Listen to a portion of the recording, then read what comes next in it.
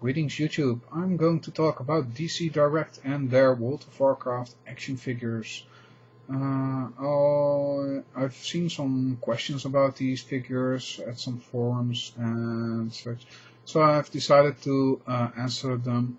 I'll also point out why to get them or why not to get these figures.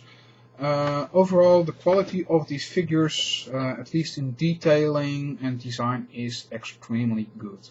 For all of these figures, the armors have been redesigned to fit in a more realistic way, the way it can be shown in World of Warcraft itself, but it comes over quite a lot better than you initially would think.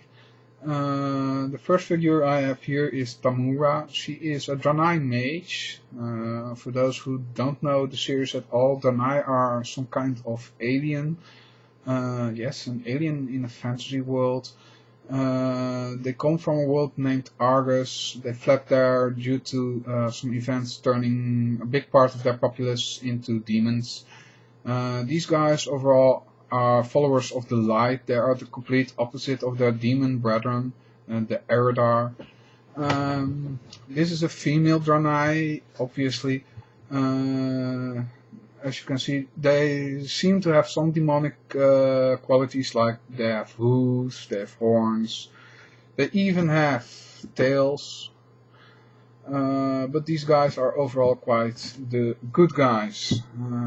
They make excellent paladins. I myself play a Draenei paladin because I really like the way they are designed. Overall, this figure gives a more feral design to a Draenei than I see in game. Mostly because the way these hands have been designed with a bit more claw-like nails and such. But it's one of the best figures in the line. This is from wave 3, if I am correct. She came in the same wave as Sister Benadron, a human. These guys are in scale with each other, so you can see how tall Draenei are also, because this is an average human height, this the average Draenei height. Overall detailing in this figure is incredibly good. Let's see how much we can actually show of it. From a belly button stud to everything in the robe, how folds and crease and everything. Incredibly intricate detailing in the shoulder pads. The face is quite well sculpted. Paint decals all over, quite well done. Overall, I think they are quite cheap for how well these guys are made. I really can't say anything bad about it, but these guys do have some issues, mainly in the way some things have been made. These guys always come in separate parts, meaning there are parts which need to be attached to the figure.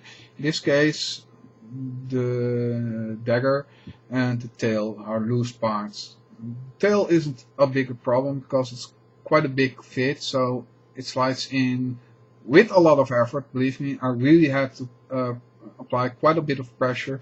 A child cannot put this thing in, I think.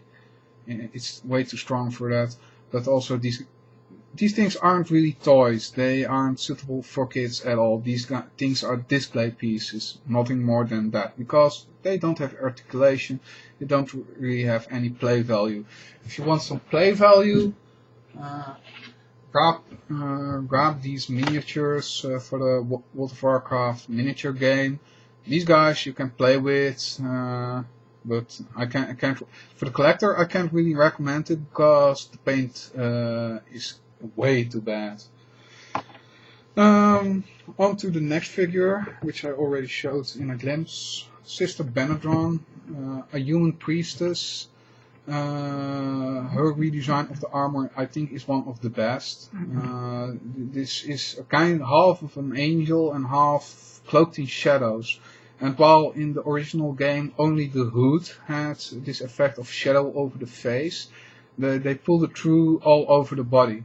The only design flaw that I see is the fact that she has high heels, and I don't think high heel in armors is anywhere realistic. Then again, we are talking about a high fantasy game. The only thing, there are two things which I don't like about this figure. First of all, stability. This figure stands on two very small surfaces and she falls over quite easily. And it seems this plastic has some form of warping over time, because as time progresses she seems to more often fall over. I had to physically rebend the legs to get her to stand again. Another issue is this book. It has a very high detail in it, but it's a sticker and it seems to already be peeling off slowly, which is another minor point. She has a weapon on her back, I think a mace or an axe. Well, an axe it can be when priests can't wield axes in this game. And also it doesn't show up anywhere in game at all. It's mostly a counterbalance actually, so she remains standing. Last one I'll show is I think one of the best figures. He's one of wave 1 or wave 2. Broll Bearmantle. This guy is a total brick. I'm not exactly sure how heavy he is, but to give an idea, yes, that's quite a thought. This guy really is massive plastic. You can throw this guy at someone to kill someone with it. That heavy he is. The detailing in this figure also is awesomely well done. They go as far as to put on bear prints on his soles. He has a bit of a mix match of gear on him. He has Cenarian Raymond horns, at least it seems that way, but if you know the comic, you know these aren't a helmet like in the game. This guy actually grows horns, as he is a blessed one by Cenarius.